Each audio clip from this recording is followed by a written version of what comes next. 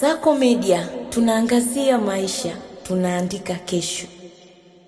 Jeshi la polisi mkoa wa Dodoma limewakamata watu watatu kwa tuhuma za kuhusika na mauaji ya mwananchi Omar Bakari, mkazi wa Michese mwenye umri wa miaka 21, ambaye alikuwa mwendesha bodaboda.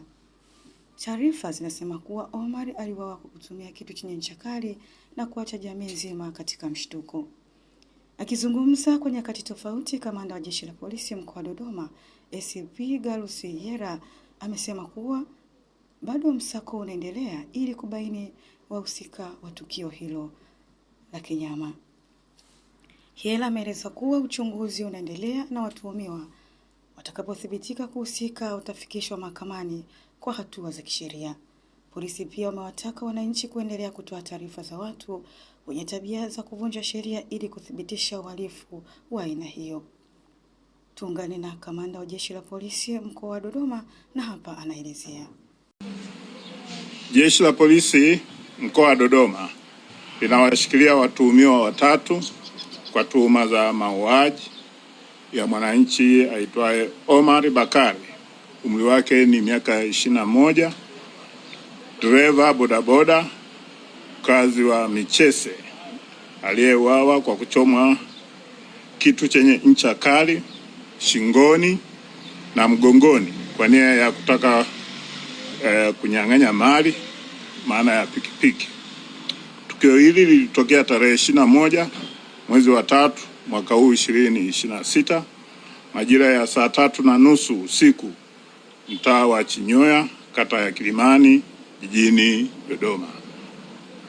Katika tukio hilo, jeshi la polisi lilifanya msako na doria na kufanikiwa kumkamata mtuhumiwa mmoja katika kijiji cha Mazase, wilaya ya Chamwino, Dodoma, aitwaye Sadiki Jonathan, miaka 23, akiwa na pikipiki ya marehemu yenye namba za usajili MC 556 FPE aina ya Sinore nyeusi. Baada ya mahojiano, mtuhumiwa alikiri kutenda kosa hilo akishirikiana na wenzake wawili ambao ni Paulo Abiner, miaka 26, Ramadhani Amidu, miaka 35, wote wakazi wa Dodoma, ambapo watuhumiwa wote wawili walikamatwa wakiwa katika jitihada za kutaka kutoroka kuelekea mikoa jirani. Aidha, jeshi la polisi mkoa wa Dodoma katika operation mbalimbali zinazoendelea limefanikiwa kukamata na kudhibiti mtandao wa wizi wa mifugo, ambapo jumla ya watuhumiwa 12 wamekamatwa katika nyakati tofauti na maeneo tofauti ya jiji la Dodoma, akiwemo Kedmond Steven na wenzake 11 ambao hufanya vitendo hivyo kwa unyang'anyi wa kutumia silaha pindi wanapotekeleza uhalifu huo.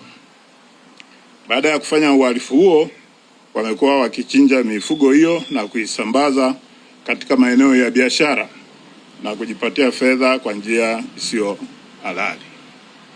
Pia jeshi la polisi limewakamata baadhi ya wafanyabiashara ambao hushirikiana na wahalifu hao kwa kununua au kuuza mifugo hiyo au nyama kwa wananchi, jambo ambalo ni kinyume cha sheria. Watuhumiwa wote watafikishwa mahakamani kwa hatua za kisheria pindi upelelezi utakapokamilika. Jeshi la polisi mkoa wa Dodoma linatoa shukrani kwa wananchi kwa kuendelea kushirikiana na jeshi hili katika kutoa taarifa za uhalifu na wahalifu katika jitihada za pamoja za jeshi na wananchi kuhakikisha kwamba mkoa wa Dodoma unakuwa salama. Lakini sambamba na taarifa hii, napenda kujulisha kwamba jeshi la polisi katika kipindi hiki tunachoelekea kwenye sikukuu za Pasaka tumeimarisha ulinzi na usalama